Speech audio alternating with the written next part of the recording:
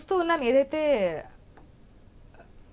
హైడ్రా తెలంగాణలో కాంగ్రెస్ పార్టీ అధికార మార్పిడి జరిగిన తర్వాత కాంగ్రెస్ పార్టీ అధికారంలోకి వచ్చిన తర్వాత హైడ్రా అని చెప్పి కొత్త విధానం తీసుకొచ్చారు. ఎందుకంటే నాలాలు చెరువులు ఇవన్నీ సంబంధించి ఎక్కడికక్కడ కబ్జాలు జరిగాయి, ఆక్రమణలు జరిగాయి. వాటన్నిటి వల్ల హైదరాబాద్లో మెయిన్గా మనం ట్రాఫిక్ వర్షం వస్తే ఏ విధంగా ఉంటుంది ఇదంతా కూడా దానికి సంబంధించి హైడ్రా అయితే వచ్చినప్పుడు ఫస్ట్ వచ్చిందే జన్వాడ ఫామ్ హౌస్ సంబంధించి. తర్వాత కేటీఆర్ స్పందించారు, చూసాం. తర్వాత ఎన్కన్వెన్షన్ దానికి సంబంధించి కోర్టుకు వెళ్ళడం అది చూసాం. తర్వాత పేద ప్రజల దగ్గరికి వచ్చారు, దీనికి మూసీకి లింక్ పెట్టారు, మూసీకి మాకు సంబంధం లేదన్నారు. అయినప్పటికీ నిన్న కోమటిరెడ్డి వెంకటరెడ్డి కామెంట్స్ కూడా మనం చూస్తున్నాం. మంత్రిగా ఉన్నప్పటికీ కేటీఆర్ మూసీపై 1000 కోట్లు తీసుకున్నారు, రుణం తీసుకున్నారు. మరి ఏం చేశారు గత సర్కారు? చేయకుండా నడిపారన్నది ఒకటి. ఒకవేళ చట్ట ప్రకారం వెళ్ళాలి అని చెప్పి హైకోర్టు ఇచ్చిన దాని ప్రకారం మీ పార్టీకి సంబంధించి గత మంత్రుల యొక్క ఫామ్ హౌస్లు కూడా కూల్చేయమంటే సిద్ధంగానే ఉన్నారా? 100%. గతంలో కేటీఆర్ గారు కూడా చాలా క్లియర్గా చెప్పారు, ఏదైతే చట్టపరంగా మీరు రండి కొలుచుకోండి, సో అక్కడ జన్వాడది కూడా నాది కాదు, మా మిత్రు ఉంది, వెళ్ళండి చూసుకోండి అంటే కూడా మొన్న హైడ్రా కమిషనర్ గారు కూడా ప్రెస్ మీట్ పెట్టి చెప్పడం జరిగింది, మా పరిధిలోకి రాదు లేకపోతే ఇంకోటి అని చెప్పడం కూడా జరిగింది. వీళ్ళు కేవలం బురద జల్లే మాటలు మాట్లాడమే తప్ప వేరే ఉద్దేశం ఏం లేదు. వీళ్ళు పెద్దవాళ్ళని ఒక కన్వెన్షన్ ఒకటే చూపిస్తున్నారు తప్ప ఒక పెద్దవాళ్ళని చూపించి చిన్న వాళ్ళని మోసం చేయడం, చిన్న కుటుంబాలను విచ్ఛిన్నం చేయడం, కన్వెన్షన్ కూలగొడితే నాగార్జున గారికి పోయేదేం లేదు. ఆయన చాలా ఆర్థికంగా బలవంతుడు, వాళ్ళ కుటుంబం చాలా పెద్ద కుటుంబం, వాళ్ళ తండ్రి గారి నుంచి ఆస్తులు వస్తూ ఉన్నాయి. ఆయనకి తినడానికి తిండి లేని పరిస్థితి అయితే లేడు, ఉండడానికి ఇల్లు లేని పరిస్థితులు లేకుండా అయితే లేడు. కానీ ఈరోజు నిరుపేదలు కష్టపడి జాబులు చేసుకుంటూ నెలకు 30,000 40,000 వస్తే వాటిలో తినక కొంచెం దాచిపెట్టుకుంటూ బంగారాలు అమ్ముకుంటూ బంగారం బ్యాంకులలో పెట్టుకుంటూ ఈఎంఐలు తీసుకుంటూ ఇల్లు కొనుక్కుంటే నిర్దాక్షిణ్యంగా మీరు కూలగొడితే ఇల్లు ఉండదు, ఈఎంఐ కట్టాల్సిన పరిస్థితి.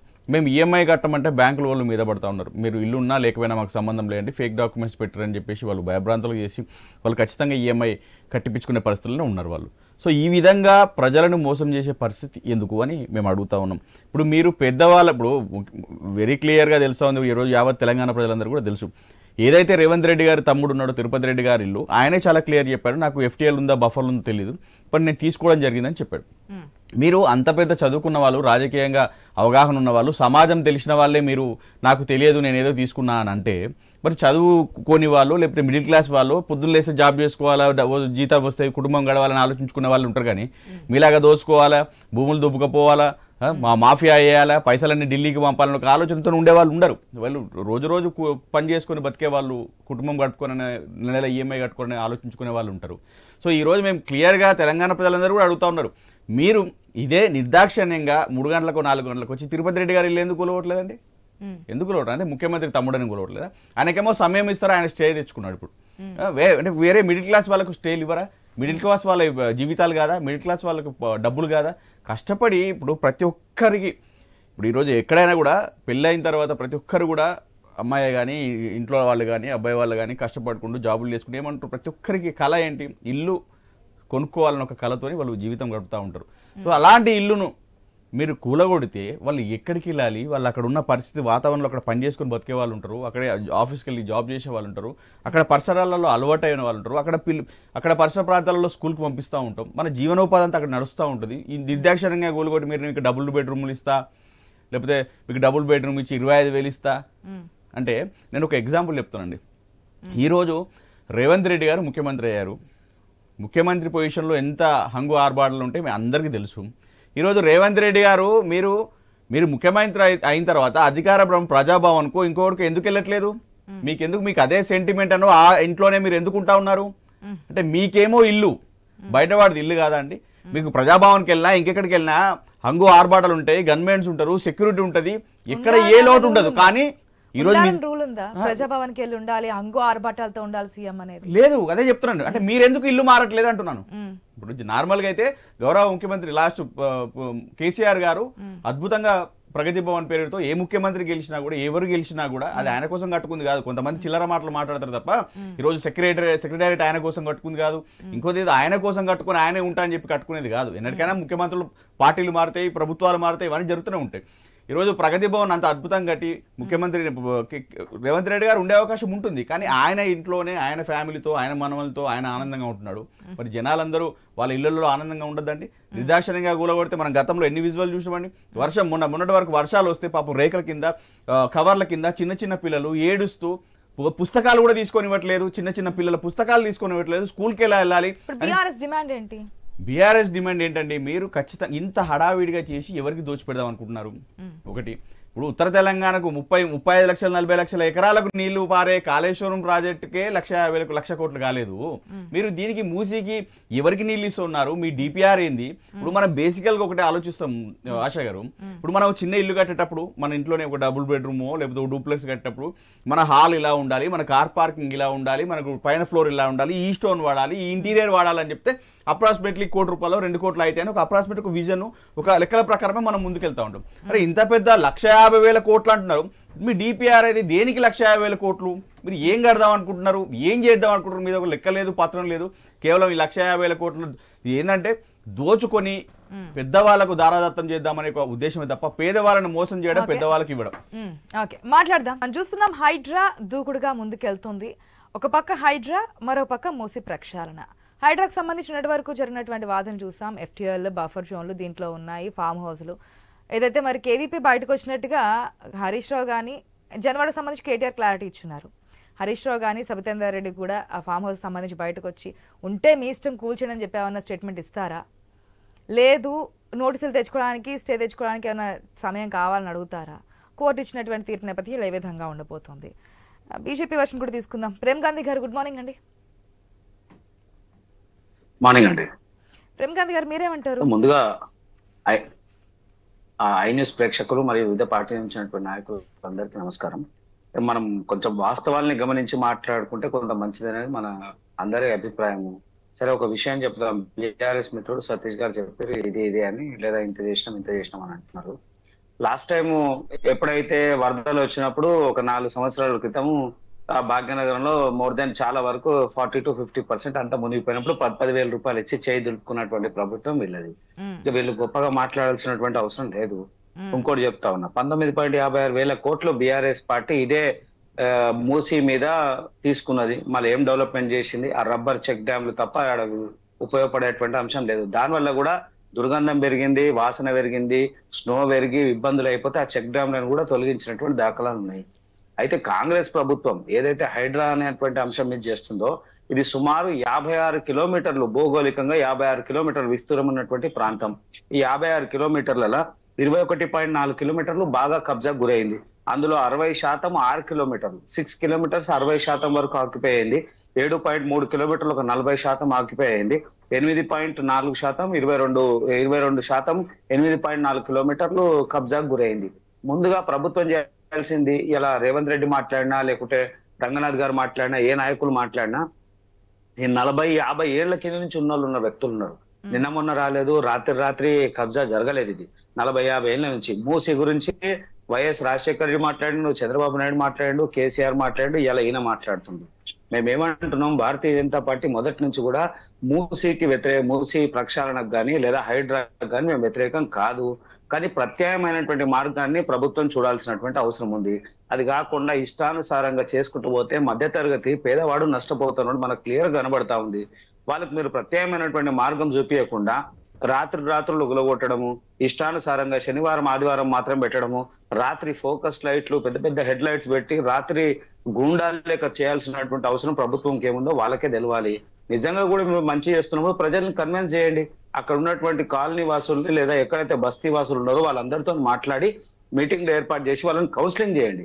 జరిగేటువంటి నష్టాన్ని వాళ్ళకి చెప్పండి, ఉన్నటువంటి ఇబ్బందుల విషయం చెప్పండి. వాళ్ళని అవేర్నెస్ చేసిన తర్వాత వాళ్ళకి ప్రత్యామ్నాయ మార్గం, డబుల్ బెడ్రూమ్ ఇల్లు ఇస్తారా, లేకుంటే అవకాశం ఉండి వాళ్ళకు ప్రత్యామ్నాయమైనటువంటి మార్గాలు ఏమేమి చూపించగలుగుతారు? సరే, నువ్వు ఇల్లు ఇస్తున్నావు కానీ వాడిని ఉపాధి ఎట్లా? ఎక్కడనో హైదరాబాద్ నుంచి 30 కిలోమీటర్లు 40 కిలోమీటర్లు పోయి ఇస్తే వీళ్ళంతా రోజు కూలీలు, అంటే డైలీ లేబర్ ఉన్నారు. వాళ్ళు 30-40 కిలోమీటర్స్ మళ్ళీ హైదరాబాద్కి వచ్చి ఎట్లా పని చేసుకుంటారు? ప్రత్యామ్నాయమైనటువంటి మార్గం చూపించాల్సినటువంటి అవసరం ప్రభుత్వానికి ఉంది. అది కాకుండా ఇష్టానుసారంగా చేసుకుంటూ పోతే సమంజసమైనటువంటి పని కాదు. తర్వాత ముందు కూడా మాట్లాడుతున్నాం, ఇప్పుడు కూడా అంశం చెప్తాను. గతం ఉన్నటువంటి బీఆర్ఎస్ పార్టీ కాళేశ్వరం మీద స్కామ్ చేసింది, ఇలా కాంగ్రెస్ మళ్ళీ మూసి మీద స్కామ్ చేయాలనేటువంటి ప్రయత్నం చేస్తుంది. ఇలా మీరు యూపీలో చూసుకోండి, కేంద్రం నరేంద్ర మోడీ గారు కానీ లేదా యూపీ ప్రభుత్వం, యూపీ భారతీయ జనతా పార్టీ 40,000 కోట్ల 2,500 కిలోమీటర్లు గంగా ప్రక్షాళన 40,000 కోట్లలో పూర్తి చేసినటువంటి దాఖలాలు ఉన్నాయి. మళ్ళీ ఇలా మూసీకి ఎంత పెడదాం అనుకుంటున్నారు, ఏమనుకుంటున్నారు, దానిలో మూసీ మీద ఎన్ని వేల కోట్లు స్కామ్ చేయాలనుకుంటుందో ప్రభుత్వం చూడాలి. సరైనటువంటి ప్రణాళిక లేకుండా లేకుండా ప్రేమ్ గాంధీ గారు గతంలో లక్ష కోట్ల స్కామ్ జరిగింది అన్నప్పుడు కేంద్రంలో మీరే అధికారంలో ఉన్నారు, ఇప్పుడు కూడా మీరే అధికారంలో ఉన్నారు. ఇప్పుడు చేసిన స్టేట్మెంట్ ని నమ్మాలంటే గతంలో చేసిన స్టేట్మెంట్ కి ఆధారాలు చూపించాలిగా. ఆశ గారు, మేము ఏమంటున్నాము, గతంలో గాని ఇప్పుడు గాని కేంద్రంలో మేమే ఉన్నాము కాదు అని అంటలేము. ఈ రాష్ట్ర ప్రభుత్వం ఇచ్చేటువంటి డిపిఆర్, రాష్ట్ర ప్రభుత్వం చేస్తున్నటువంటి అభివృద్ధి మీద దాని నిష్పత్తి ప్రకారం మేము నిధులు కేటాయిస్తా ఉన్నాము. కేంద్ర ప్రభుత్వం మేము చెప్తా ఉన్నాము, ఖాళీ మూసి గురించి 19.56 కోట్లు ఇచ్చినాం. అంటే వీళ్ళు 1000 కోట్లలో 1000 కాదు 19.56 కోట్లు మేము మూసి కోసమే ఇచ్చినాం, విడతల వారిగా. మళ్ళీ ఎట్లా చేసారు ఏం సంగతి ఆ రాష్ట్ర ప్రభుత్వానికి సంబంధించినటువంటి అంశం తప్ప కేంద్రం ఖాళీ ఇచ్చినాము. అది ఇచ్చిన తర్వాత వీళ్ళు డిపిఆర్లు సబ్మిట్ చేసి అయినటువంటి వివరాలు పంపించాలి. కానీ ఇప్పటి వరకు గత ప్రభుత్వం బీఆర్ఎస్ ప్రభుత్వం ప్రభుత్వానికి కేంద్ర ప్రభుత్వం నుంచి 19.56 అంటే మూసి పేరు మీద వాళ్ళు తీసుకున్నటువంటి నిధులు అవి 19.56 కోట్లు. ఆ మూసి పేరు మీద వాళ్ళు ఖర్చులు చేసి తీసుకున్నారు. మళ్ళీ ఏం చేసారు, ఇంతగానో డబ్బులు తీసుకొని ఎక్కడ జరుగుతుంది, ఏం జరుగుతుంది, ఎక్కడెక్కడ చేస్తున్నారు వాళ్ళకే తెలవాలి. ఇలా మేము ఒకటే అంటా ఉన్నాము, మీరు ప్రజల కోసం చేయాల్సినటువంటి ప్రజాపాలన ఎక్కడ ప్రజాపాలన?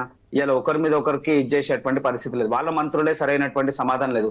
కాంగ్రెస్ ఒక మంత్రి ఒక రకంగా మాట్లాడతాడు, మదియాష్ ఒకటి మాట్లాడతాడు, జగ్గారెడ్డి ఒకటి మాట్లాడతాడు, ఇంకొక ఆయన ఒకటి మాట్లాడతాడు.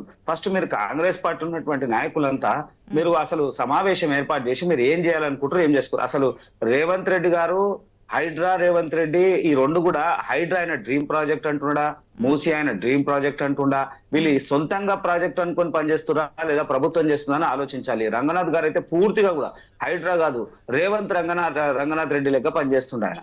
రేవంత్ రెడ్డి గారు ఏం చెప్తే అది పనిచేసేటువంటి వ్యవస్థనే ఉంది తప్ప చట్టపరంగా చేసేటువంటి పరిస్థితి లేదు. పేద మధ్యతరగతి వాడు ఉపాధి లేకుండా, వాని స్థిర నివాసం లేకుండా వాడిని ఇచ్చేసేటువంటి పరిస్థితి లేదు. ఇదే రంగనాథ్ గారు గతంలో మాట్లాడినప్పుడు ఒక అంశం చెప్పారు, ఏమని, మేము కొత్తవి మాత్రమే కూలగొడతాం, ఎవరైతే స్థిర నివాసం ఉండి ముందే ఆల్రెడీ ఉన్న వాళ్ళని మేము కూల్చము అన్నారు. మళ్ళీ అదే 10 రోజుల తర్వాత స్టేట్మెంట్ వాపస్ తీసుకున్నారు. రేపు తిరుపతి రెడ్డి గారికి నోటీస్ ఇచ్చిన తర్వాత మళ్ళీ వాపస్ తీసుకున్నారు. అంటే పేదవాడికి ఒకటి, డబ్బున్న వాడికి ఒకటి అనేటువంటి వాదన ఇలా కనబడతా ఉంది. ఎందుకు చేయాలనుకున్నప్పుడు అందరినీ సమపాలన చూడాల్సినటువంటి అవసరం ప్రభుత్వానికి ఉంది. అట్లా లేకుండా ఇష్టానుసారం చేయడం సమంజసమైనటువంటి పని కాదు. ఇంకోటి అలాగే చాలా సందర్భాల్లో మనం వింటా ఉన్నాం, ఈ 10 రోజులు 15 రోజులు 20 నుంచి ప్రజల్ని భయభ్రాంతులకు చేసి సరైనటువంటి వాదనను మర్చిపోయేటువంటి దాఖలాలు చేసినాం. ఇలా అభివృద్ధి గురించి మాట్లాడతలేము, 6 గ్యారెంటీల గురించి మాట్లాడతలేము, రైతుల సమస్యలు మాట్లాడతలేము, అనేక అంశాలు ఇవన్నీ పక్కన పెట్టి ఒకటే అంటా ఉన్నాం, ఏంటంటే హైడ్రా లేదా మూసి అని. ఏంటంటే ప్రజల్ని భయభ్రాంతులకు చేసి ప్రయత్నం చేస్తా ఉంది కాంగ్రెస్ ప్రభుత్వం. మాకు 6 గ్యారెంటీలు వద్దు, మాకేమీ వద్దు, మహిళలు మమ్మల్ని ఉండనివ్వండి అని చెప్పి మాట్లాడుతున్నటువంటి పరిస్థితి కూడా చూస్తాం. ఇప్పుడు సార్ ఆశ గారు 40 ఏళ్ళ నుంచి వాళ్ళు ఉన్నారండి, 40-50 ఏళ్ళ నుంచి ఉన్న వాళ్ళు ఉన్నారు. వానికి ఉండడానికి ఇల్లే కోల్పోయిన తర్వాత నువ్వు తినడానికి హైడ్రాకి సంబంధించి కూల్చివేతలను గతంలో మేము స్వాగతించాము, ఇప్పుడు తీసుకున్నటువంటి చర్యలకు అనుగుణంగా మేము వ్యతిరేకిస్తున్నాం, ఇది కరెక్ట్ కాదని చెప్పి కేంద్ర మంత్రి గతంలో రాష్ట్ర అధ్యక్షుడు ఉన్నటువంటి బండి సంజయ్ కూడా మాట్లాడడం జరిగింది. మేము సపోర్ట్ చేస్తాము, కానీ ఇప్పుడు ఇట్లా అని. ఇప్పుడేంటి సపోర్ట్ చేస్తున్నారా, లేదంటే ఈ నోటీసులు ఇచ్చి చేయాలంటున్నారా, వారికి ఏదైనా ఆల్టర్నేట్ ఏదైనా చూపించి చేయాలంటున్నారా, ఏంటి బీజేపీ డిమాండ్ ఏంటి? మేము ఒకటే అంటా ఉన్నాము, మేమేమో హైడ్రాకి వ్యతిరేకం కాదు, మూసి ప్రక్షాళనకు కూడా మేము వ్యతిరేకం కాదు. మూసి సుందరీకరణ చేయమనండి, ప్రక్షాళన చేయమనండి. ఆయన ఏదైతే రేవంత్ రెడ్డి ఏదో దేశం పోయి చూసి వచ్చి నేను ఇట్లా చేయాలనుకుంటున్నాను, చేయమనండి, తప్పలేదు. కానీ పేద మధ్య తరగతి ప్రజల్ని ఉద్దేశం పెట్టుకొని వాళ్ళకి ఏదైనటువంటి ప్రత్యామ్నాయమైనటువంటి మార్గం చూపించి ఇబ్బందులు కలుగుండేటువంటి చేయాల్సినటువంటి బాధ్యత వాళ్ళది ఉంది.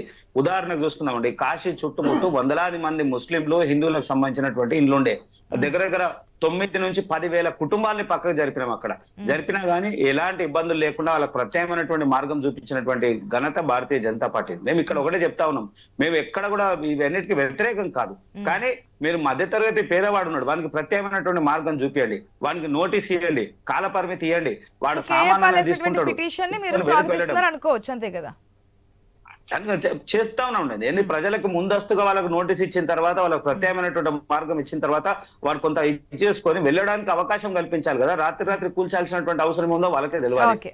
ప్రభుత్వం లేక పనిచేయాలి, కానీ వ్యక్తిగత దూషణలు లేదా వ్యక్తిగతంగా చేసేటువంటి ప్రయత్నం కాంగ్రెస్ పార్టీ చాలా ఎక్కువ చేస్తుంది. వ్యక్తిగత దూషణలు లేదా వ్యక్తిగతంగా చేస్తా నిర్ణయాలు తీసుకుంటుంది తప్ప సమిష్టిగా నిర్ణయాలు తీసుకుంటలేదు. ఎందుకంటే ఉదాహరణకు వీళ్ళ దగ్గరనే మధుయాష్కి ఒకటి అంటాడు, జగ్గారెడ్డి ఒకటి అంటాడు. మధుయాష్కి అంటుండు బాధితుల పక్షాన్ని నిలబడతా, గడ్డపార కూడా పెట్టనియను, ఒక ఇంచు కూడా దొవ్వనియను, నేను ముందర నిలబడతా, నేను మీ పక్షాన కోర్టుకు పోయి కొట్లాడుతా అంటాడు. అదే ఆయన కూడా కాంగ్రెసే కదండి. కాంగ్రెస్ ఆయనే ఇంకొక రేవంత్ రెడ్డి ముఖ్యమంత్రి మీద తిరుగుబాటు చేస్తా ఉన్నాడు.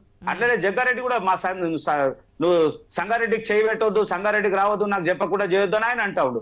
అలాగే హరీష్ రావు విషయంలో ఇలా మైనంపల్లి హనుమంతరావు నేను ఇంటి ముందర కూర్చొని ధర్నా చేస్తా అంటుండు. అంటే వీళ్ళ దగ్గరనే ఒకరి మీద ఒకరికి భేదాభిప్రాయాలు 100 ఉండి ప్రజల మీద ఎందుకు గురుతా ఉన్నారు? వీళ్ళంతా వీళ్ళ ఒకరి మీద ఒకరు సమన్వయం లేక పేద మధ్య తరగతి ప్రజల్ని ఇబ్బందులు పెడతా ఉన్నారు. దయచేసి మేము చెప్తా ఉన్నాం కాంగ్రెస్ పార్టీకి ఒకటే, మీరు ఏది చేయాలనుకున్నా ముందస్తు నోటీస్ ఇవ్వండి, ప్రజలకు అవేర్నెస్ చేయండి, వాళ్ళని క్లియర్ గా ఎక్స్ప్లెయిన్ చేసి ప్రత్యామ్నాయమైనటువంటి మార్గం చూపించిన తర్వాత కూల్చండి, మాకేం ఇబ్బంది లేదు, మేము ఎక్కడ దాన్ని వ్యతిరేకిస్తున్నాము. కానీ మీరు ప్రజల ఉద్దేశం చేసుకొని చేయాలి, కానీ ఇష్టానుసారంగా మీ దగ్గర అధికారం ఉంది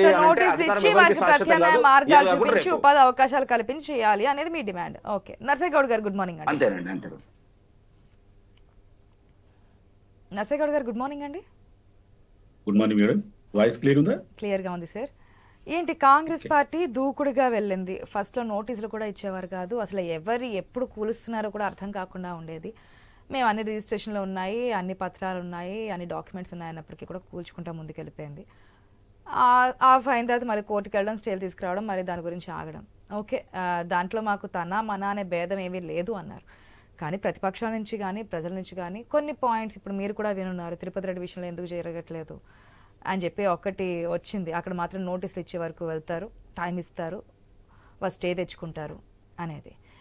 సతీష్ గారు ఒక పాయింట్ చెప్పారు, అంటే మీరు మాత్రం ఇళ్లలో ఉంటారు, మీరు ప్రగతి భవన్ అని చెప్పి గతంలో మా నాయకుడు కట్టారు, ఓన్లీ ఆయన ఉండడానికి కాదు కదా, సీఎం స్థాయి వ్యక్తులు ఉండొచ్చు కదా, ఆ డిగ్నిటీ లేదంటే ఆ హుందాతనం ఇవన్నీ ఉంటాయి కదా, ఆ ఏవీ లేకుండా ఆయన మాత్రం ఆ ఇంట్లోనే ఆ విధంగా ఉంటారు. కానీ పేద ప్రజలు 40-50 సంవత్సరాల నుంచి ఉన్న ప్రజలు మాత్రం ఆయన నుంచి పంపించడం ఎంతవరకు సమంజసం అనే పాయింట్స్ వస్తూ ఉన్నాయి. వారికి ఆల్టర్నేట్ అంటే ఇప్పుడున్న ఇంటికి వాళ్ళు ఎంతో ఖర్చు చేసి ఉంటారు, మీరు అనేక బాధితుల దగ్గర నుంచి వారి కామెంట్స్ కూడా వినే ఉంటారు, రోడ్డును పడిపోయామని. తినకో ప్రతి నెల ఈఎంఐ కట్టుకొని ఆ సొంత ఇంటి కళ అనేది నెరవేర్చుకోవడానికి తాపత్రయపడుతూ ఉంటారు. మధ్య చిన్న తరగతి ప్రజలు ఎవరైనా సరే వాళ్ళకి ఒక డ్రీమ్ అంటున్నదంటే ఓన్ హౌస్ అనేది, దాని గురించి ఎంతో కష్టపడి చేసిన తర్వాత ఈ విధంగా కూర్చొని సరికాదు అనేది కోర్టు ఇచ్చింది. మళ్ళీ కోర్టు తీర్పులు ఫస్ట్ దీని గురించి మాట్లాడదామండి, తర్వాత మూసీ గురించి మాట్లాడదాం. 1000 కోట్లు ఏ విధంగా తీసుకున్నారు, ఏంటి దానికి జరిగింది ఏంటి అనేది. ముందుగా మీకు ప్యానెల్లో ఉన్న పెద్దలకు వ్యూవర్స్ కు నమస్కారం. ప్రతిపక్షాల నాయకులు మాట్లాడిన దానికి నేనేమి అభ్యంతరం చెప్పడం లేదు, ఎందుకంటే కొంతమందికి ఇబ్బంది కలిగినప్పుడు ఎవరినో ఒకరిని ఆశ్రయించడం, ప్రతిపక్షాల దగ్గరికి వెళ్ళడం, వాళ్ళతోటి భరోసా తీసుకోవడం, లేకపోతే కొంత ఉపశమనం పొందడం అనేది మామూలుగా సర్వసాధారణం ఎప్పుడైనా జరుగుతుంది. ఎవరు అధికారంలో ఉన్నా ఎవరు ప్రతిపక్షంలో ఉన్నా ఇలాంటి సమస్య వచ్చినప్పుడు జరుగుతుంది. కానీ నేను సూటిగా స్పెసిఫిక్ గా సబ్జెక్ట్ గురించి మాట్లాడితే, మూసీ నది ప్రక్షాళన అనేది ఇవాళ రేవంత్ రెడ్డి గారు వచ్చిన తర్వాతనే ఇది స్టార్ట్ అయింది ఏం కాదు. ఇది గత కొన్ని సంవత్సరాలుగా ఏ ముఖ్యమంత్రి ఉన్నా ఏ ప్రభుత్వం ఉన్నా కూడా దీన్ని ప్రక్షాళన చేయాలి, దీన్ని క్లియర్ చేయాలి. దీనివల్ల వరదలు వస్తా ఉన్నాయి, హైదరాబాద్ మునిగిపోతా ఉంది, ప్రతిసారి వర్షాకాలంలో ఇబ్బంది జరుగుతా ఉంది అని అందరూ కూడా గుర్తించినటువంటి సమస్య. ముఖ్యంగా గత 10 సంవత్సరాలుగా ప్రభుత్వంలో ఉన్నటువంటి కేసీఆర్ గారు వారి హయాంలో ఉన్నప్పుడు హైదరాబాద్ దగ్గర 50 to 60% మునిగిపోయింది, పడవలలో ప్రయాణం చేయవలసిన పరిస్థితి వచ్చింది. అలాంటి పరిస్థితులలో అప్పటి ప్రభుత్వము ఈ లెక్కలన్నీ తీసిన తర్వాత 24 సెప్టెంబర్ 2017 రోజున ప్రకటించినటువంటి అప్పటి ముఖ్యమంత్రి కేసీఆర్ గారు ఏం చెప్పిందంటే, మూసీ నదిని ఆక్రమించుకుని 28,000 అక్రమ కట్టడాలు ఉన్నాయి, వీటిని ఎట్టి పరిస్థితుల్లో కూల్చివేయాలి అని చెప్తూ అక్కడ ఉన్నటువంటి మీడియా పర్సన్లకు కూడా ఏం చెప్పిండంటే, మీడియా వాళ్ళు మీరు కూడా అడ్డం రావద్దు, ఎవరు కూడా రావద్దు, ఖచ్చితంగా దీన్ని తీయాల్సిందే అని చెప్పినటువంటి డేటు ప్రెస్ మీట్ కూడా మన దగ్గర ఉంది. దానికి కొనసాగింపుగా కేటీఆర్ గారు కూడా అధికారుల మీటింగ్ పెట్టి, మున్సిపల్ అడ్మినిస్ట్రేషన్ మినిస్టర్ కాబట్టి వాళ్ళు ఆదేశాలు ఇచ్చిన వీడియోలు కూడా ప్రతి టీవీలో, మెయిన్ టీవీలలో కూడా ప్లే అవుతా ఉన్నాయి. నేను చెప్పదలుచుకున్నది ఏంటంటే, ఆల్రెడీ గత ప్రభుత్వము తీసుకున్నటువంటి నిర్ణయాలకు కొనసాగింపుగా మాత్రమే ఈ రోజు హైడ్రా గాని వీళ్ళు గాని మూసి ప్రక్షాళన గాని జరుగుతున్నది అనేది ఒకటి. రెండవది ఏంటంటే 2017 నుంచి 2024 మధ్య 5 years గ్యాప్ ఉంది కదా, ప్రభుత్వం ఉన్న ప్రాసెస్ ఏంది? 7 years గ్యాప్ ఉంది. 2017 లో అంటున్నారు మీరు. అయితే వాళ్ళు కూడా ఈ 7 years పాటు గత ప్రభుత్వం ఎందుకు యాక్షన్ తీసుకోలేదు అనుకోవచ్చు. కొన్ని చేసింది, కొన్ని టోకెన్ గా ఇన్కన్వెన్షన్ దగ్గర పోయింది, కొద్దిగా కూలగొట్టినట్టు చేసింది, వాళ్ళతోటి ఏం మాట్లాడుకుందో తెలియదు, మళ్ళీ అక్కడి నుంచి ఆగిపోయింది. వాళ్ళకు అవసరమైన కాడికి మాత్రమే ఏదైతే అవసరమో అది మాత్రం చేసి వీళ్ళు తీసుకుని ఇంకొకటి 32 STPలు స్టార్ట్ చేసారు ఇదే మూసీలో.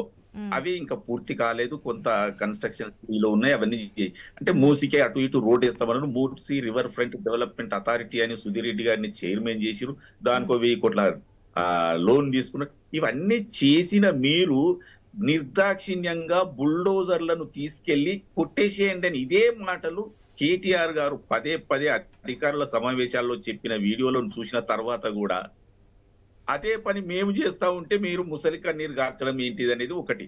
రెండో కీలకమైన విషయం ఏంటంటే, కాంగ్రెస్ ప్రభుత్వం చేస్తున్న మంచి పని ఏంటంటే, మూసి ప్రక్షాళన అని చెప్పేసి కొట్టేసి వాళ్ళని తీసుకుపోయి రోడ్డు మీద వేసేసి వదిలేయటం లేదు. ఫస్ట్ ఈ 3 జిల్లా కలెక్టర్లు, మేడ్చల్ జిల్లా కలెక్టర్ గాని, రంగారెడ్డి గాని, హైదరాబాద్ జిల్లా కలెక్టర్ల ఆధ్వర్యంలో టీములు వెళ్లి ఫస్ట్ గుర్తిస్తా ఉన్నాయి. ఫస్ట్ రివర్ బెడ్ లో ఎవరెవరు ఉన్నారు, ఎవరెవరి ఇల్లు ఉన్నది, ఫస్ట్ FTL ఎవరు ఉన్నాయి, ఇట్లా గుర్తించి దానికి నంబరింగ్ వేసిన తర్వాత వాళ్ళని కన్విన్స్ చేసి వాళ్ళను తీసుకెళ్లి డబుల్ బెడ్రూమ్ లో దించడం జరుగుతుంది. దించి అక్కడ కూడా వదిలేయట్లే, అక్కడ కూడా ఇన్ఫ్రాస్ట్రక్చర్ ఫెసిలిటీస్ అంటే కరెంటు గానీ, వాటర్ గానీ, మార్కెటింగ్ ఫెసిలిటీ గానీ, వాళ్ళు చదువుకునే పిల్లలు ఉంటే దగ్గరలో ఉన్న స్కూళ్లలో అడ్మిషన్లు గానీ, ఈ ప్రాసెస్ అంతా జరుగుతా ఉంది మానవీయ కోణములో.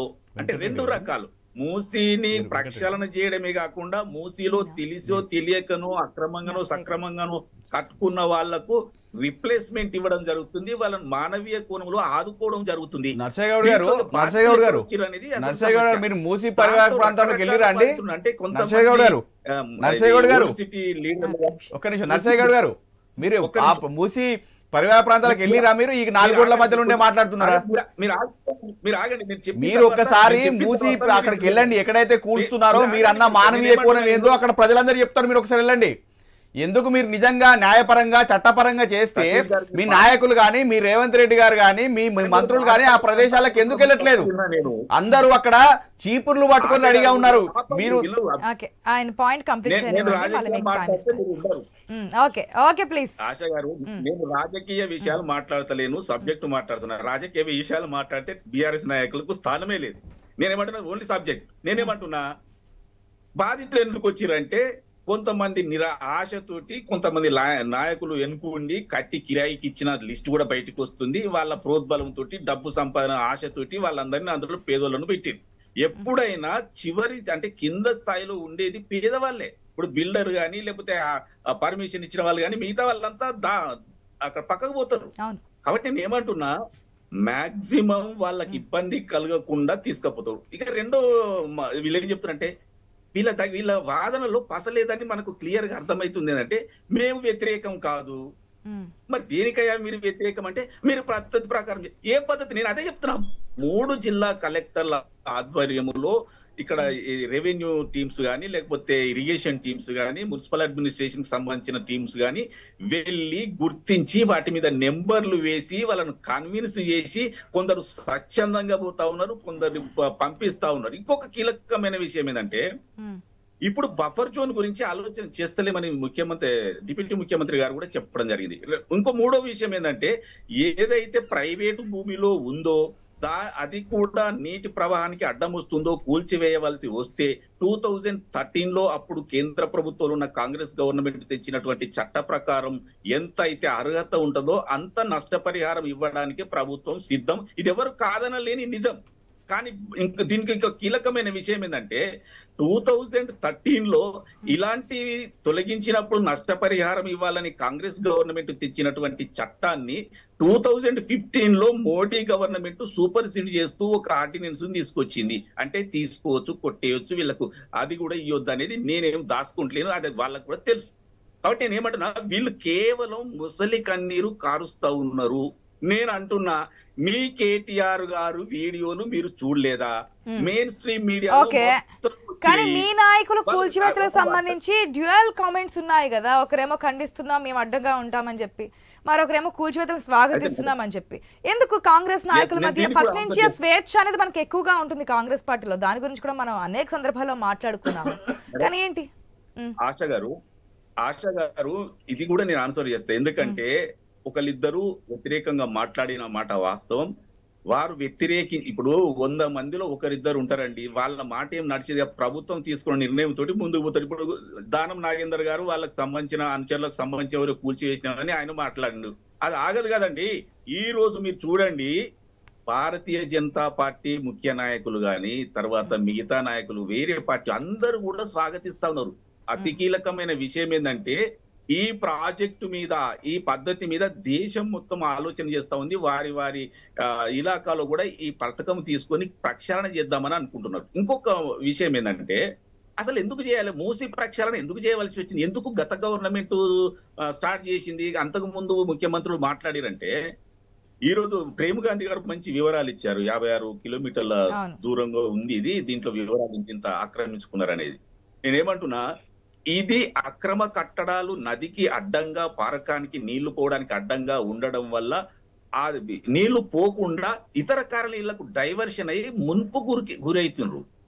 రెండో విషయం ఏంటంటే, నదిలో మధ్యలో కూడా ఉన్నారు. మీరు చూడండి, కొన్ని దగ్గర అయితే అంటే మురికిలో, వాసనలో, పాములలో, తేళ్లలో బతకవలసిన అవసరం ఉంది. వాళ్ళ మనానికి వాళ్ళని వదిలేసిన అవతల అంతకు ముందు ఉన్నటువంటి గవర్నమెంట్లను ఏమనాలి మనం? ఈ రోజు మేము తీసుకెళ్లి డబుల్ బెడ్రూమ్ ఇండ్లు ఇస్తా ఉన్నాము. 10,000 15,000 పైసలు, 16,000 పైసలకు కేటాయించినాము. కాబట్టి సంతోషంగా వెళ్తా ఉన్నారు. కొంతమంది రాజకీయ దురుద్దేశంతో, కొంతమంది పార్టీలకు అఫిలియేషన్, రాజకీయం కొంతమంది పార్టీలకు అనుగుణంగా మాట్లాడే ఇష్యూస్ అన్ని వస్తున్నాయి అంటున్నారు. కానీ మొన్న రేవంత్ రెడ్డి డిజిటల్ కార్డులు ఇచ్చినప్పుడు కొన్ని కామెంట్స్ చేస్తున్నారు కదా, పెద్దల యొక్క ఫామ్ హౌస్లు ఉన్నాయి, ఈ ఫామ్ హౌస్లు కాపాడుకోవడానికి చిన్న కుటుంబాలను అడ్డు పెట్టుకుని ఇదంతా చేస్తున్నారని చెప్పి. సో కేవీపీ పేరు కూడా ఎత్తారు ఆఫ్టర్ సబితా ఇంద్రారెడ్డి పేరు తర్వాత. So KVP already green signal ఇచ్చారు, మీరు రండి మార్క్స్ చేయండి, నేనేమి కాంగ్రెస్ పార్టీకి వ్యతిరేకంగా కాను, దానికి చెడ్డ పేరు అంటే నాకు ఇష్టం లేదంటూ మాట్లాడారు. మరి మిగతా బీఆర్ఎస్ మంత్రులు, మాజీ మంత్రులు వారిని కూడా ఆశ గారు ఇప్పుడు మీరు బహుశా చూసే ఉంటారు టీవీలో. ఇప్పుడు పట్నం మహేందర్ రెడ్డి గారు గాని లేకపోతే మిగతా ఎవరైనా కానీ వాళ్ళు క్లియర్ గా చెప్తారు, మీరు అందరు రండి మా దగ్గరికి, మీరు మార్పు చేయండి, మేమే తీసేస్తాం మా ఖర్చులతో సహా, రామచంద్రరావుతో సహా అందరు చెప్తాను. అందరు లైన్ లో పడుతున్నారు. కొంతమంది రచ్చ చేసి లాభం లేదు, ఇది ఖచ్చితంగా కోర్టు కూడా దీన్ని వ్యతిరేకిస్తలేదు, దీని మీద స్టే ఇస్తలేదు. కాబట్టి ఇక మనం లైన్ లో పడాల్సిందే, వ్యతిరేకత వస్తుందన్న ఆలోచనతోటి సద్దుమనుగుతా ఉన్నారు. నేను అంటున్నా, జన్వాడ ఫామ్ హౌస్ గానీ ఇంకో ఫామ్ హౌస్, ఏ ఫామ్ హౌస్ అన్న కానివ్వండి, మీరు తెలిసి ఎందుకు కట్టిండ్రు అని అంటే ఆయన మన కేటీఆర్ గారు చెప్తారు, అరే అది నాది కాదు అని చెప్తా ఉన్నారు. ఇంతకు ముందు రేవంత్ రెడ్డి గారు పిసిసి అధ్యక్షుడిగా ఉన్నప్పుడు దాని మీద డ్రోన్లు ఎగిరేసిండని తీసుకుపోయి జైల్లో పెట్టినప్పుడు ఏమో కేటీఆర్ కు సంబంధించింది అది. ఈ రోజు మాత్రం నాది కాదు నా ఫ్రెండ్ది అంటే ఎందుకండి అబద్ధాలు? సరే తెలిసో తెలియకనో కట్టిరు, లేకపోతే అధికారంలో ఉన్నో మమ్మల్ని ఎవడంటారని కట్టిన మాట వాస్తా, ఇట్లనే కడతారు, తెలివకే కట్టరు. కాబట్టి ఈ ఖచ్చితంగా కూల్చివేతలు జరుగుతాయి. కోర్టు కూడా చెప్తావు. నిన్న కేఏ పాల్ కూడా ఒక కేసు వేసి ఇది ఆపాలి, దీని మీద స్టే ఇవ్వాలంటే చెప్పింది. ఎందుకు ఆపాలనయా, ఎందుకు ఇస్తాము అని చెప్పి స్టే ఇవ్వడం లేదు. రెండో విషయం ఏంటంటే, కొందరికి అట్లా madam Bharatiya Janata party version ఎట్లుంటదంటే, చెరువులో ఉన్నాయి కూల్చాలి వాస్తవమే, అదొక మన ఏంది ఎంఐఎం అధినేత ఉంది కదా, ఫస్ట్ ఇది కూల్చూరి ఇది కూల్చూరి అంటే అది విద్యా సంస్థలు కొద్దిగా వెసులుబాటు ఇచ్చినాయి. నేనేమంటున్నా, టైం తీసుకొని ఖచ్చితంగా ఎవరు రేవంత్ రెడ్డి గారిది ఉన్నా కూడా ఖచ్చితంగా కూల్చాల్సిందే, కూలుస్తారు. ఎవరు అడ్డం రారు. నేనేమన్నా మూసీ ప్రక్షాళన అనేది 100% జరుగుతుంది. అందులో ఎవరికి కూడా అన్యాయం జరగకుండా కాంగ్రెస్ గవర్నమెంట్ రీహాబిలిటేషన్ ప్రోగ్రామ్ మానవీయ కోణంలో చేస్తా ఉంది. వీళ్ళు ఇప్పుడు బీఆర్ఎస్ నాయకులు మాట్లాడితే మీరు జాగ్రత్తగా అనలైజ్ చేస్తే వాస్తవాలు లేవు. కేవలం విమర్శలు చేయాలి కాబట్టి విమర్శిస్తారు. నర్సయ్య గారు మీరు క్లియర్ చెప్పండి, 150,000 కోట్లు దేనికోసం? మీ దగ్గర డిపిఆర్ ఉందా? ఏదైనా పని చేపట్టే ముందు డిపిఆర్ అనేది చాలా క్లియర్ గా ఉంటది. ఈ రోజు తెలంగాణ సమాజం మొత్తం అడుగుతా ఉంది, మీ డిపిఆర్ ఏంది? మీరు చెప్పండి. మీరు ముక్కేడు ఉందంటే ఊరు చుట్టూ తిరిగచ్చి అదే సోది చెప్తా ఉన్నారు. మీ డిపిఆర్ ఏందండి? 150,000 కోట్లు దేనికోసం? అవును, మీరు మాట్లాడింది దేని కూడా తెలంగాణ సమాజానికి ఉపయోగపడేది లేదు. మీ డిపిఆర్ ఏంది? మీరు ఏం చేయబోతా ఉన్నారు? అక్కడ పేద ప్రజలు ఇల్లు కూలగొట్టి మీరు మానవీయ కోణం అంటారు. మళ్ళీ కాలేజీలకేమో టైం ఇస్తా ఉంటారు. కాలేజీలకు టైం ఇచ్చినప్పుడు ఉన్న మానవీయ కోణం, పేదవాళ్ళు తిండికి లేని వాళ్ళు పూటకు పనిచేసుకునే వాళ్ళ మానవీయ కోణం చూపించారా ఈ ప్రభుత్వం? అవును, మీ ప్రభుత్వం మానవీయ కోణం ఎక్కడ చూపిస్తుంది? ఉన్న వాళ్ళకు 1,000 కోట్లు ఉన్న వాళ్ళకు 1,000 కోట్ల విద్యా సంస్థలకు మానవీయ కోణం చూపిస్తా ఉంది. పూటకు పనిచేసి భార్య భర్తలు పనిచేస్తే కానీ ఇల్లు నడవని పరిస్థితుల్లో ఉన్న పేదవాళ్ళకు మానవీయ కోణం లేదా? ఎవరి కోసం? ఎవరినో నలుగురు పట్టుకొని మీ కొనుగోలు టీం, మీ సోషల్ మీడియా టీం అందులో పెట్టి మేము స్వచ్ఛందంగా వెళ్తున్నామని చెప్తా ఉన్నారు. తెలంగాణ సమాజం మీ మీద దుమ్ము పోస్తా ఉంది. మీరు 6 గ్యారెంటీల పేరుతో ఆగం చేసిరు జనాన్ని. సరే మీరు గంగలవరి మీరు 6 గ్యారెంటీలు ఎలా ఇయ్యలేరా నాయన? కనీసం మా కుంపలను ఉంచరా అని చెప్పి రోడ్ల మీదకి వస్తా ఉంటే ప్రతిపక్షంగా బీఆర్ఎస్ పార్టీ కొట్లాడుతా ఉంది. మా తెలంగాణ భవన్ వైపు వీళ్ళందరూ చూస్తా ఉన్నారు అని మీ కన్ను మండి ఈ రోజు మీరు అనవసరమైన వ్యాఖ్యలు చేస్తారు తప్ప మీకు వేరే చేసేది లేదు. మీకు దమ్ము ఉంటే, మీకు నిజంగా చిత్తశుద్ధి ఉంటే మీ డిపిఆర్ చెప్పండి. ఈ రోజు తెలంగాణ సమాజం అడుగుతా ఉంది, మీ డిపిఆర్ ఏంది? ఎవరికి కావాలి? మీరు దోపిడీ చేసిర్రు, ముంచిండ్రు, ప్రజలను తొక్కిర్రు. నిన్నటికి వ్యవసాయ శాఖ మంత్రి వ్యవసాయ శాఖ మంత్రి రైతులు 42 లక్షల మంది రైతులు రుణమాఫీ తీసుకున్నారు. అదే వ్యవసాయ శాఖ మంత్రి అన్నాడు 20 లక్షల మందికి ఇష్టం, 22 లక్షల మందికి ఇష్టం, ఇంకా 20 లక్షల మంది ఇవ్వాలని చెప్తారు. ఈ సోయి లేని కాంగ్రెస్ నాయకులు ఏమంటారు? హరీష్ రావు గారు రాజీనామా చేయాలంటారు. ఇవాళ ఏమంటారు? 20 లక్షల మందికి ఇంకా రైతు రుణమాఫీ ఉంది, రోడ్ల మీదకి వచ్చి కొట్లాడుతూ ఉన్నారు, మీ మీద దుమ్ము పోస్తా ఉన్నారు. ప్రజల్లోకి వచ్చి మాట్లాడేటప్పుడు కనీసం నైతిక విలువలు ఉండాలి. దానం నాగేందర్ గారు ఒకటి మాట్లాడతారు, ఇంకొక మంత్రి ఒకటి మాట్లాడతారు. ఏ మాట్లాడమైనా మీకే లేదు. ఇదే వాళ్ళ నివేదిక ఈటల రాజేందర్ గారు వచ్చి మాట్లాడుతూ ఉన్నారు. అంటే వీళ్ళు కేవలం రేపు జిహెచ్ఎంసీ ఎలక్షన్స్ ఉన్నాయి కాబట్టి బయటకు వచ్చి మాట్లాడాలా, ఏదో హంగామా చేయాలా అని చెప్పే తప్ప ప్రజల మీద ప్రేమతో కాదు. ఇలాంటి నాయకులు తెలంగాణ ప్రజలు తరిమి కొడతారు. ప్రజల అభిప్రాయాన్ని మనం ఇంకా చెప్పలేము. ఈ రోజు మేము అంటున్నాం రోడ్డు మీదకి వస్తూ ఉన్నారు ప్రజలందరూ. దీంట్లో రాజకీయ కోణాలు చేస్తున్న వాళ్ళు కాళేశ్వరం అంటున్నారు, నేను ఒకటే విషయం హైదరాబాద్ లో ఓటు రాలేదు రాజకీయ కోణం అంటున్నారు. చిన్న పిల్లలు రోడ్ల మీదకి వచ్చి మాట్లాడుతున్నారు. ఒక్క విషయం సతీష్ గారు, ఒక్క విషయం మీరు ఖండించట్లేదు, వ్యతిరేకించట్లేదు, సరైన విధానంలో వెళ్ళాలి అంటున్నారు. వారు కూడా నోటీసులు ఇచ్చి సరైన టైం ఇచ్చి వెళ్తాము అంటున్నారు. ఇంకా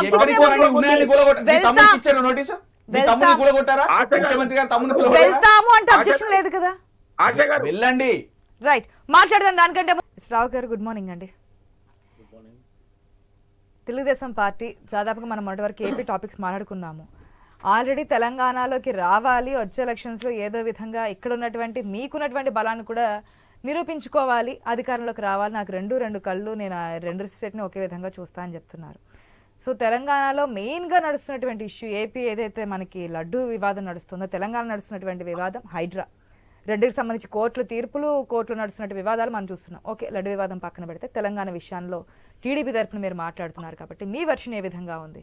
తీసుకున్నటువంటి డెసిషన్స్ కావచ్చు, కోర్టు ఇచ్చినటువంటి ఇవన్నీ ఉన్నాయి కదా. ఆశ గారు, ఇప్పుడు ఏదైతే మూసి ప్రక్షాళన అని చెప్పేసి గత ప్రభుత్వాలు కూడా దీనిపైన దృష్టి సాధించాయి. కాకపోతే మూసి ప్రక్షాళన ఓకే, ప్రభుత్వమే అక్కడ మూసి పరివాహ ప్రాంతాల్లో ఉన్నటువంటి కాలనీలు, బస్తీలు అన్ని డ్రైనేజ్ మొత్తం సిస్టమ్ మొత్తం మూసిలో మర్జ్ చేస్తుంది. సో దీనికి మూసి ప్రక్షాళన అంటే ఫస్ట్ ఆఫ్ ఆల్ ప్రభుత్వానికి ఒక ప్రణాళిక ఉండాలి. ఈ యొక్క డ్రైనేజ్ మూసిలో కలిసే డ్రైనేజ్ అంతా కూడా ఎక్కడికి తీసుకెళ్తాం అంటే ఎన్ని డిస్టెన్స్, ఎంత డిస్టెన్స్లలో అది మళ్ళీ మూసి యొక్క వాటర్ని మనం ఏమంటారు రీసైక్లింగ్ చేసే ప్లాంట్స్ రీసైక్లింగ్ చేసే ప్లాంట్స్ మళ్ళీ వాటర్ వేస్ట్ ఎక్కడికి వెళ్తుంది, ఆ రీసైక్లింగ్ చేసే ప్లాంట్లు ఎన్ని అవసరం పడతాయి, దానికి మరి ఎంత ఖర్చు అవుతుంది, దానికి ఏ విధంగా ప్రభుత్వం భరిస్తుంది అనేది ఒక డీటెయిల్ ప్రాజెక్ట్ రిపోర్ట్ అనేది కావాలి. ఇంతకుముందు సోదరుడు డిపిఆర్ అనేది కావాలా, దానికి ఎంత ఖర్చు అవుతుంది, దాని భారం ఎవరు మోయాలా, దాని ఏం సంగతి అనేది డీటెయిల్ కావాలా.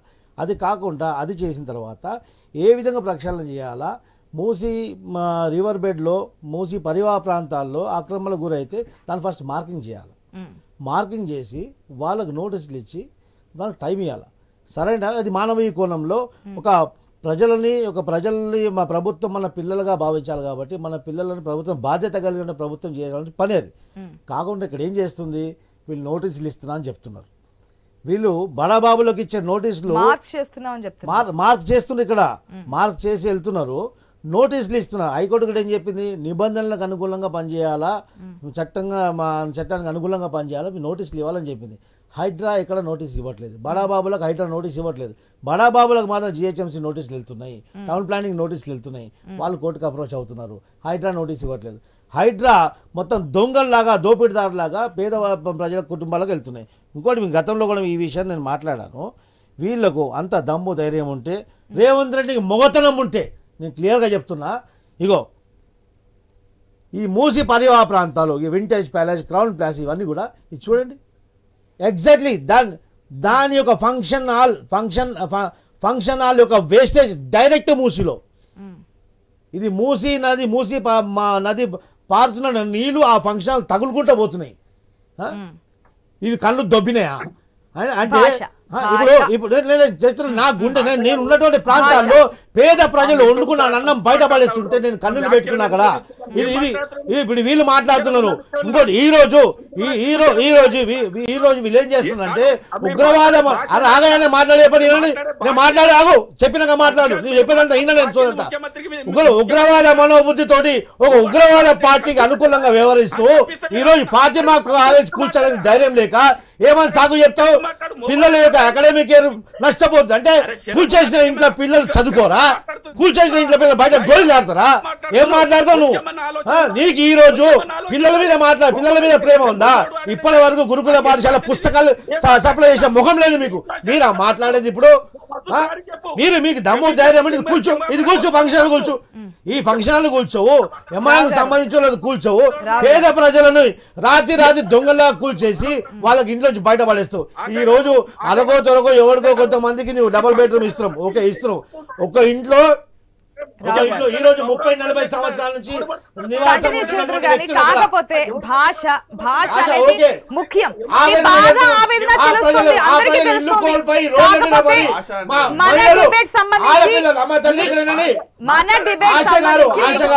నేను చూస్తున్న ప్రత్యక్షంగా మూసి మళ్ళీ పక్కన నా తల్లు నా చెల్లెలు అక్కడ పోయి ఆవేదన తెలుసు,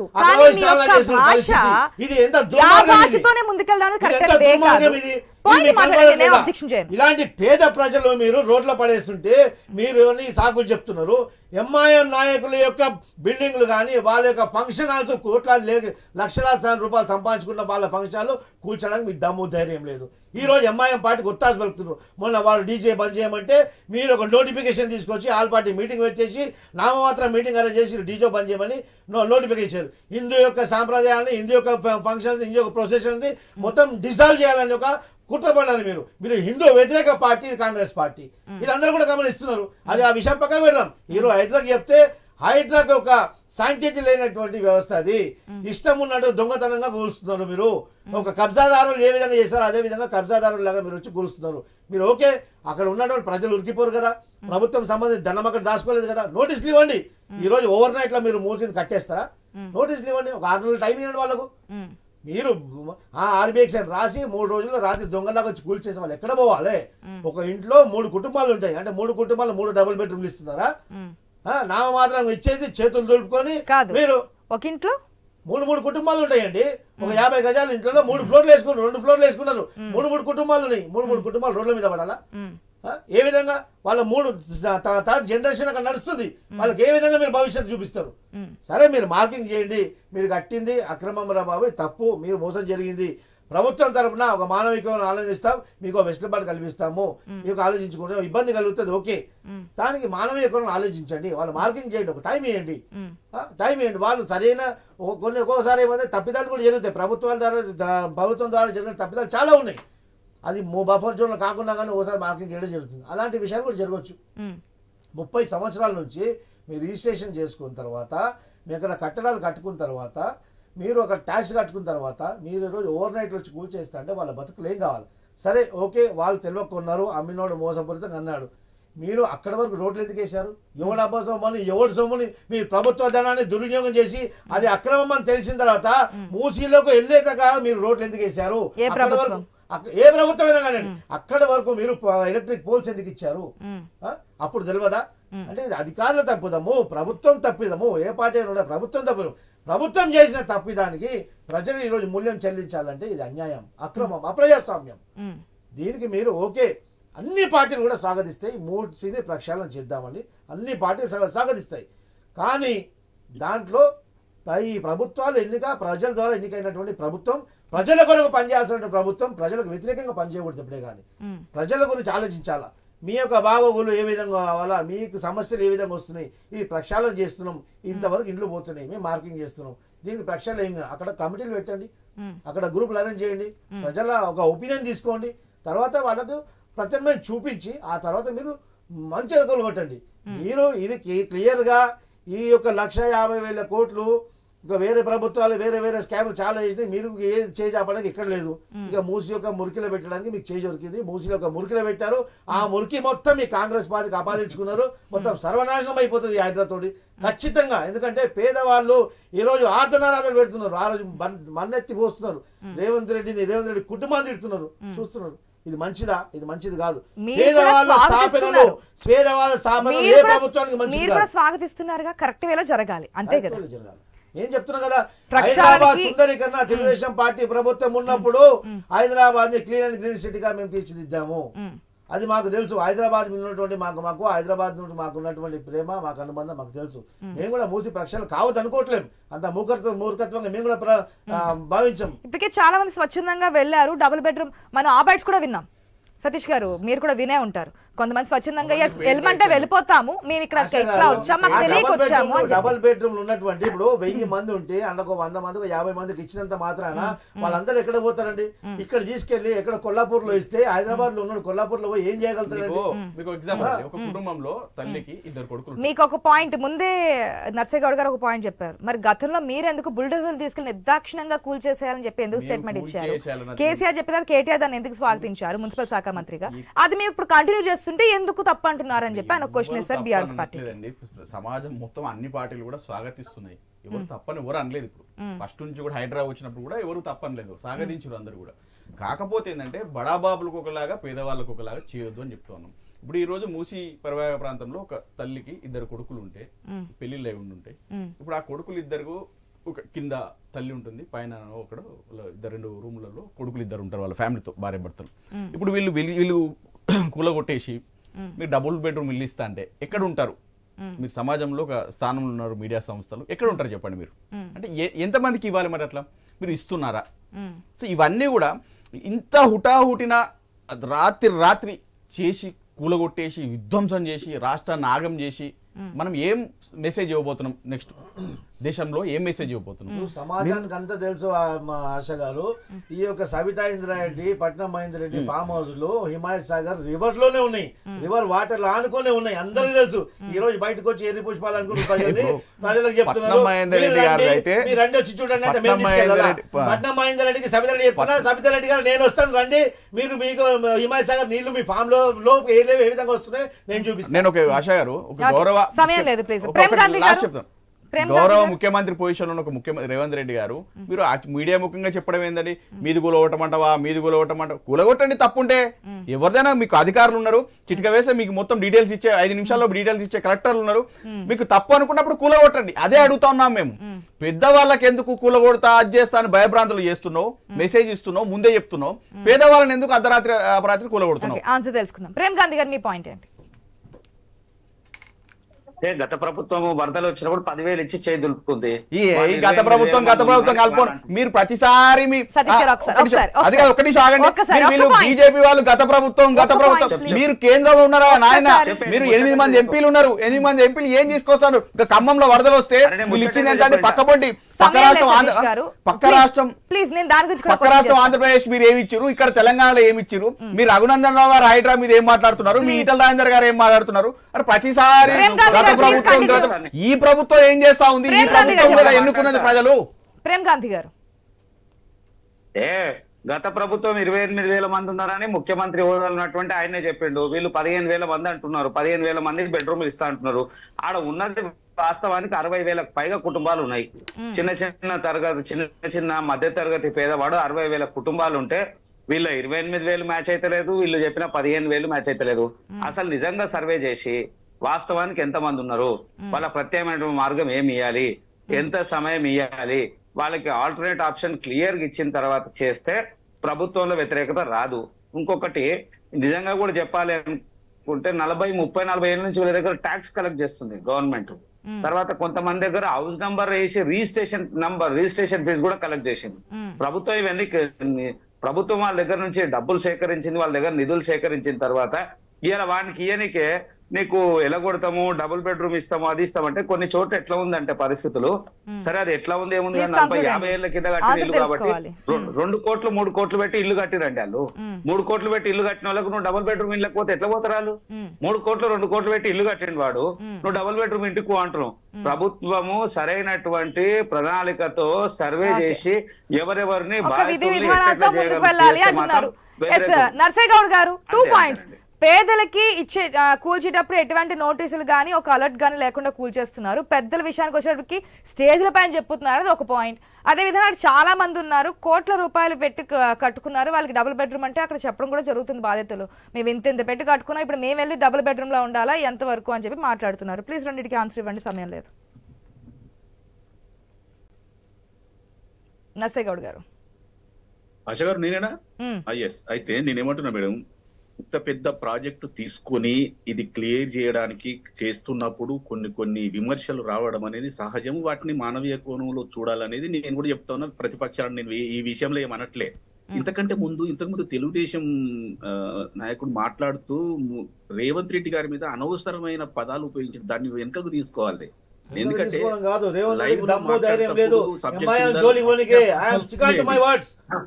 ఎంఐఎం కు ముట్టుకోవడానికి దమ్ము ధైర్యం లేదు. ఎంఐఎం ఫాతిమా కాలేజ్ కూర్చోడానికి ధైర్యం లేదు. ఫాతిమా కాలేజ్ కూర్చోడానికి సాగు మాట్లాడుతున్నారు. అక్కడ అకాడమిక్ ఇయర్ పోతుందని చెప్పేసి కూల్చేస్తున్న ఇంట్లో విద్యార్థులు లేరా, పిల్లలు లేరా, స్కూల్ పోయడం లేరా, వాళ్ళ బుక్స్ కూడా బయటకు దిగడం కూల్చేసారు. ప్రత్యక్షంగా చూశాను కదా. డిపిఆర్ ఉంది, అడగండి. నర్సయ్య గౌడ్ గారు. ఆశ గారు నేనైనా మిగతా వాళ్ళైనా మాట్లాడేటప్పుడు మొగోడు ఏం మాటలండి? మీ ముఖ్యమంత్రి నేర్పండి. చింతమండు ఆలుగడ్డ చామగడ్డ ఏమేమి మాట్లాడుతుండో స్టేజ్ ఎక్కి అది మాట్లాడియండి. మీ ముఖ్యమంత్రి లెటర్ రాయండి. మీరు అధికార ప్రజలు మీ ముఖ్యమంత్రి లెటర్ రాయండి సార్. మాకు ఈ రోజు డిబేట్ మీ భాష మీద అని చెప్పేసి రాష్ట్రాన్ని పరిపాలించే ముఖ్యమంత్రికి భాష మీద జ్ఞానం లేదు. రావు గారు, టీడీపీ నాయకులకి ఏపీకి సంబంధించి కొన్ని రూల్స్ అండ్ రెగ్యులేషన్స్ ఉన్నాయి. ఆ విషయానికి సంబంధించి మనం చాలా సార్లు మాట్లాడుకున్నాం. ఈ భాషకు సంబంధించి స్వయాన అసెంబ్లీలోనే మాట్లాడడం జరిగింది. మీ యొక్క సభ్యులు ఎవరు కూడా మేమెవరు మాట్లాడము దయించని చెప్పి మీ సీఎంఏ స్వయాన అసెంబ్లీలో 4 సార్లు చెప్పినటువంటి సందర్భం. ప్లీజ్ మీ సమయం అయిపోయింది, అని ఆన్సర్ చెప్పి సమయం ఇద్దాం. నర్సయ్య గౌడ్ గారు. ఆశ గారు నేనేమంటున్నా, మీరు ప్రశ్నలు ఏంటి ఆన్సర్ తీసుకుని తప్పలేదు, కానీ ఇలాంటి భాష మంచిది కాదు. రెండో విషయం ఏంటంటే వీళ్ళు మాట్లాడేది నేనేమంటున్నంటే ఒక సిస్టమ్ పెద్దలకు ఒక న్యాయం పేదలకు ఒక న్యాయమా అంటున్నారు. దానికి సమాధానం చెప్పండి మేడం. నేనేమంటున్నా, మూసీ రివర్ బెడ్ లో పెద్దలు ఎవరు లేరు. బెడ్ లో ఫస్ట్ కాన్సన్ట్రేషన్ ఏంటంటే మూసీకి ప్రైమ్ అలా నీళ్లు పోయే లొకేషన్ లో ఎవరు ఉన్నారు ఫస్ట్ వాళ్ళని క్లియరెన్స్ చేస్తా ఉన్నారు. రెండో విషయం ఏంటంటే 60,000 ఉన్నాయి, 28,000 ఉన్నాయి, 15,000 ఉన్నాయంటే నేనేమంటున్నా, గత ప్రభుత్వము సర్వే చేసింది. సర్వే చేసిన రిపోర్టు ప్రకారమే 28,000 అని నిర్ధారణ చేసింది. ఈ ప్రభుత్వం కూడా దాంట్లో కోర్ ఏరియాలో అంటే ఫస్ట్ రివర్ బెడ్ లో ఉన్న వాటిని తీసుకుంది. దానికి మార్కింగ్ చేస్తుంది. ఆ మార్కింగ్ కూడా బీఆర్ఎస్ నాయకులు ఏం లింగంపేటలో ఉన్నటువంటి కమర్షియల్ ఎస్టాబ్లిష్మెంట్ కొలుగొడతారా ఫస్ట్ డొమెస్టిక్ ఎస్టాబ్లిష్మెంట్ కొలుగొడతారా చెప్పండి మీరు. కమర్షియల్ ఎస్టాబ్లిష్మెంట్ కొలుగొట్టడం అత్యవసరమా? ఫస్ట్ ప్రయారిటీ కమర్షియల్ ఎస్టాబ్లిష్మెంట్ కొలుగొట్టాలా? లింగంపేటలో ఫస్ట్ కొలుగొట్టాల్సింది కమర్షియల్ ఎస్టాబ్లిష్మెంట్. దాని జోలికి ఓనికి సముదాయం లేదు వీళ్ళకు. వేరే వాళ్ళు ఎందుకు కొలుగొడుతున్నారు వీళ్ళు? కమర్షియల్ ఎస్టాబ్లిష్మెంట్ లేదని చూపించారు కూడా. చేసిన వ్యాఖ్యలు, మీ ముఖ్యమంత్రి చేసిన మాట్లాడరు హైందవ జాతి ఎవరు కూడా క్షమించరు. మిమ్మల్ని మీకు తగిన హైందవ జాతి మళ్ళీ లడ్డు వివాదం ఇవిగా. గురించి కాంగ్రెస్ మాట్లాడారు.